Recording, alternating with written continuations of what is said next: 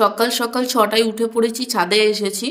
আর বেশ কিছু জামা কাপড় জড়ো হয়ে আছে ট্যুরে যাওয়ার, প্লাস আগের কিছু আমি ভিজিয়ে দিচ্ছি, আর সেগুলো মাসি কাচবে, বাকি আমি কাচবো।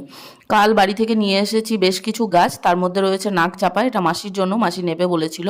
তো এই গাছগুলোও লাগাতে হবে। আমার শরীরের অবস্থা খুবই খারাপ, প্রচণ্ড ঠান্ডা লেগেছে, বুঝতে পারছি না কি করব। তো দেখুন আমার রক্তগাঁদা গাছে এতদিনে ফুল হয়েছে, আর নিচের যে কেতকী গাছটা সেটার ফুলগুলো ঝরিয়ে দিচ্ছে, তাতে অনেকক্ষণ পরিষ্কার থাকবে, না হলে আবার পড়বে। সার্ফেরগুলো কাচতে দিয়ে দিলাম, ততক্ষণ আমি চা সাথে বিস্কুট আর কেক মাসিকে দিলাম। আর এই পাত্রগুলো তো বসাবো। দেখুন চোখ মুখের অবস্থা, মানে মাথায় পুরো ঢাকা দিয়ে আমাকে ছাদে যেতে হচ্ছে।